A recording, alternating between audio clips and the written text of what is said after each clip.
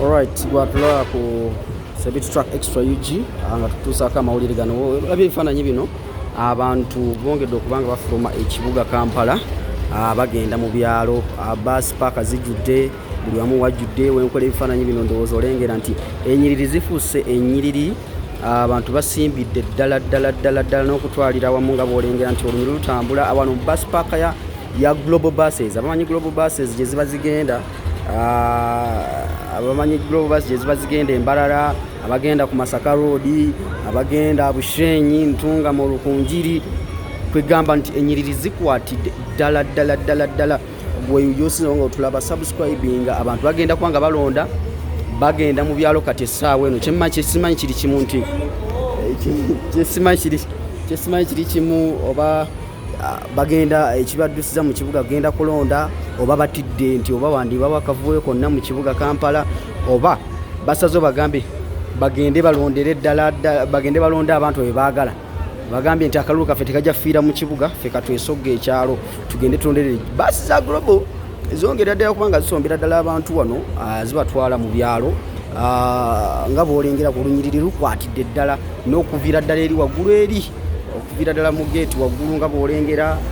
paka wano we tuli wansi wano abantu bagenda mu byalo bagenda kulonda gwali eyo atulaba ku Sebit Track Extra UG gamba nti abanyamikago n'abanywanyi bonna baza kuteera kalulu omukyalo bagamba bati mujja kumpa bulamu wansi awo naye nga embeera eriwo kati nti yonna gyosoma nga otulaba bwenkoledde ebifaananyi bino nti ennyiriri zisimbiddwa bagamba tugende tusuula akalulu kaffe mu kyalo tetugenda kutta akalulu tugenda kuttira ddala akalulu kaffe katugende tukasuulire ddala naye nga bus paaka zijjudde abasaabala okugenda mu byalo ennyiriri ozirabira ddala abantu bagamba ffe tugenda mu byalo ba alinaitwe baniesiima bakyomukwendo bakyomunkwano bani bonna bagambye ffe tugenze mu kyalo divorce batulabira ab'e Kampala ffe katugende tulondere akalulu kaffe tukasuulire mu kyalo gye twewandiisiza simanyi nti oba bana basimbula essaawa zina bagenda nti voters location slip bazifuna dda oba bazifunirawa oba bazifunira mu kyalo oba bazifunirawa yonna kikiri bagamba ffe tugenda muganda wange gwatulaba ku Sebit Track Extra UG amawulire gano wenga kuweredde nti bo basazeewo nti ffe tetujja sigala mu kibuga muganda waffe ekibuga kiikyo kitansa okuba nga kisigala nga kikalu nga bw'olengera wansi awo ekibuga kyo kisigadde kitansa okuba nga kisigala nga kikalu bo bagambe katubalekere ekibuga kyammwe mufaafaagane nakyo ffe tugenze mu kyalo ekiba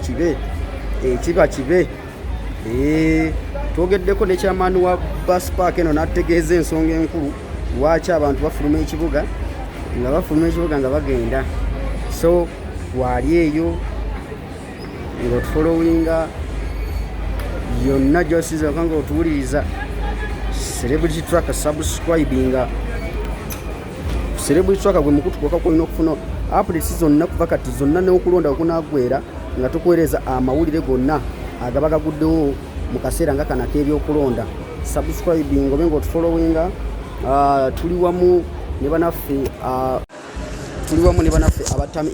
Tami Images nawo waali okubanga abaweereza ebifaananyi bino muganda wange kiri wano saawa yakugenda kusuula kalulu teri kutta kalulu saawa yakugenda kusuula kalulu muganda wange Global Bus Park ekwatidde ddala kyolina okukola kiri kimu to subscribe and follow the updates wherever you're watching in from, whether you're in Uganda, across the world. This is what's happening in your motherland, Uganda. People are going to the villages to vote. We don't know do you know the reason as why they are leaving the city, but the bus parks in Uganda, global coaches that travels to Masaka, Mbarara, Rukunjiri, Bushenyi, in western Uganda, people are busy moving out of the city. We don't know what's going on, but whatever it's happening, we shall get you in touch and updated trend. We shall give you a 360 update live on whatever happens right now As I talk now, people are moving out of the city. They are going to the villages to vote. For so abali awo nga mu kinyanyimbe ndowooza mbayisizaamu tukomeko mu Luganda. Subscribing obeere ku mukuto ogusinga okuwulizibwa n'okulabibwa abantu. Weegatte ku nkuyanja y'abantu abasinga okumanya n'okutegeera bbaasi esooka ejjudde naye ng'abantu bo bakyaliwo. Bbaasi esooka ejjudde abantu naye bagamba ffe tukyaliwo tulinda bbaasi eddako. So basi zisombedde ddala abantu bakyayingirira ddala naye nga bagamba tugenda kulemerako muganda wange, tugenda mu kyalo engugu oziraba wansi. Bakyaleetera ddala ate ekyewuunyisa muganda wange abantu batwalidde ddala ebintu nno ewaka simanyi oba batutte bya wiiki oba bya mwezi oba bya kumala weeks 3 oba bya kumala bbanga ki naye kyomanya nti engeri gye beetisseemu balinga bafulumira ddala ekibuga Kampala ali atuwuliza tulaba balinga bafulumira ddala ekibuga Kampala nga bagenda. So tova ku Celebrity Swag Extra subscribing nange Devotion Matovu ngenda kuba nkomawo maaso awo ngamba ongera updates endala temuvaako musubscribing mugende mulonde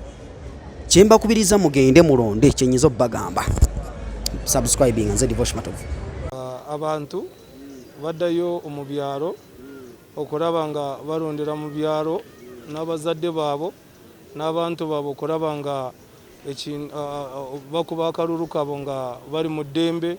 bwe babeera mu kyalo tebagula mmere tebalina expenditure gye basanga. N'olwekyo omuntu yenna alina eddembe alina amaka ge okulaba nga addayo n'abeera nga alondera waava n'ekitundu kyazaalibwamu.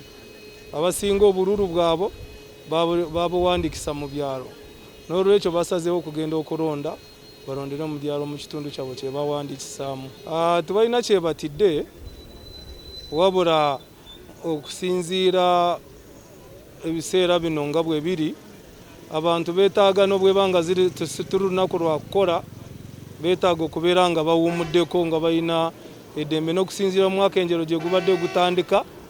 Abantu akalulu katandise omwaka nga gugenda okutandika n'abantu ne basala ne bagamba omwaka gwaffe katugende tugutandikire mu byalo tuguplaningire mu byalo then tukome mu matawuni tusooke tukalabiza emirimu gyaffe.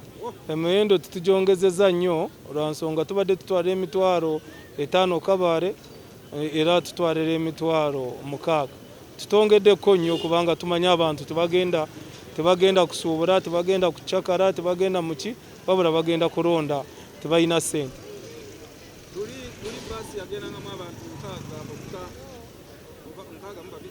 Yagendangamu 62